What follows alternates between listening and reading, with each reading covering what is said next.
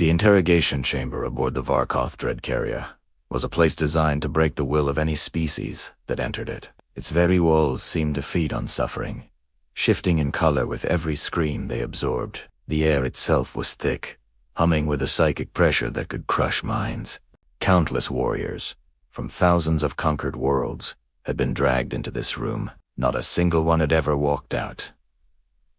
Tonight, however, there was a new prisoner. Chained to the central platform sat Lieutenant Ava Renn of Earth's Special Retcon.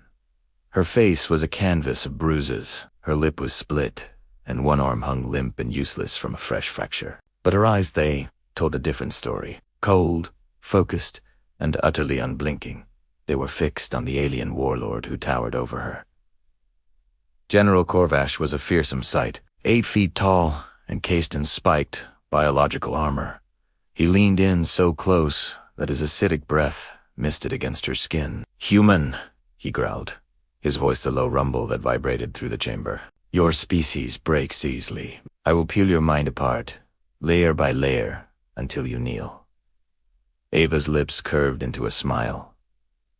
It wasn't a smile of arrogance or defiance. It was something far more unnerving, the terrifying calm of someone who had already stared into the abyss and found it lacking. "You're welcome to try," she said, her voice soft but clear. "Just don't waste my time." The general snarled, enraged by her audacity. He slammed his fist onto a console, activating the psychic coils. Instantly, tendrils of brilliant blue lightning erupted, wrapping themselves around Ava's body. The device was designed to bypass physical toughness and inject pure, unfiltered pain directly into the nervous system. It would conjure hallucinations, dredge up a being's deepest fears, and shatter their psyche. Any other species would have collapsed, screaming and broken, within seconds.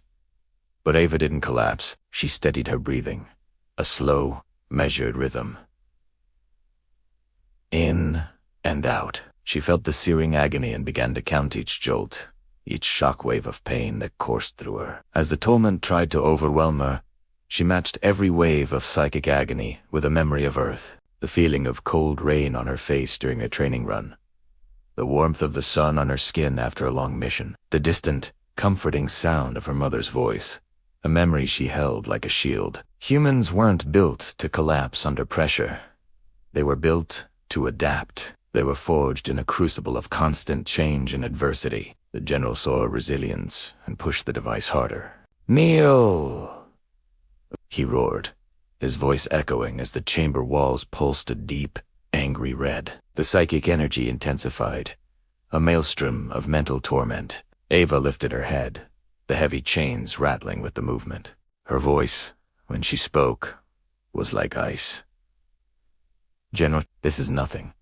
She paused, letting the words hang in the supercharged air. Humans grew up on a Deathworld. For the first time since she'd been captured, General Korvash hesitated. A flicker of something akin to uncertainty crossed his brutal features.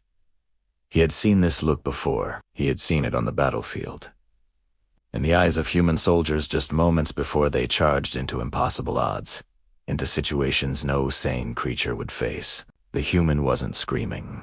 She wasn't pleading or begging for mercy.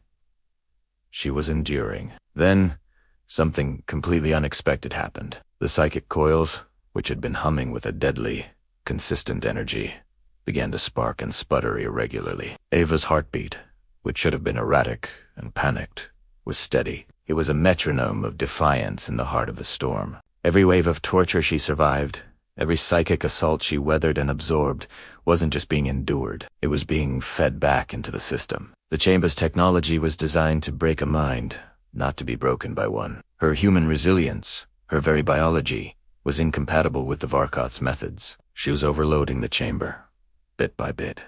With a final thunderous crack, the main coil generator exploded. The shockwave was immense, throwing the 8-foot-tall general against the far wall with enough force to dent the shifting metal.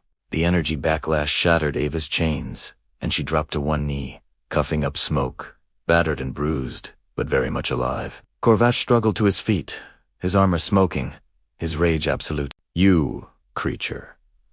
You remain standing," he bellowed in disbelief. Ava wiped a trickle of blood from the corner of her mouth with the back of her hand.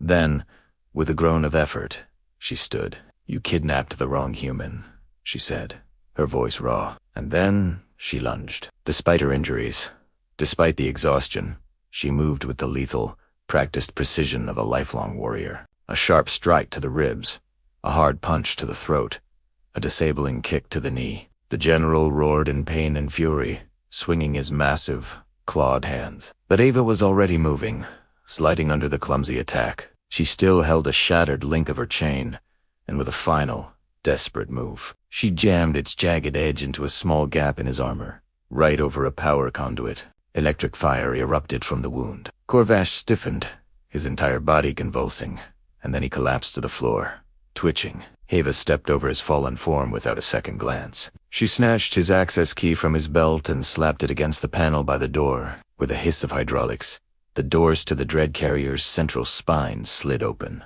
Immediately, alarms blared to life. Red lights flashing down the long corridor. The sound of heavy boots echoed as elite guards began to converge on her position. She was exhausted, injured, and alone deep in the heart of an enemy warship. But she was free. Ava raised her fists, her knuckles already bloody, and took a fighting stance. "Come on then," she said to the approaching soldiers, her voice ringing with a challenge. "Let's finish this." The galaxy would remember this night, not because a human had escaped the unescapable prison, but because she had walked out fighting, ready to tear the entire dread carrier apart with her bare hands. Thanks for watching. If you enjoyed this story, be sure to like, subscribe, and hit the notification bell so you don't miss the next one.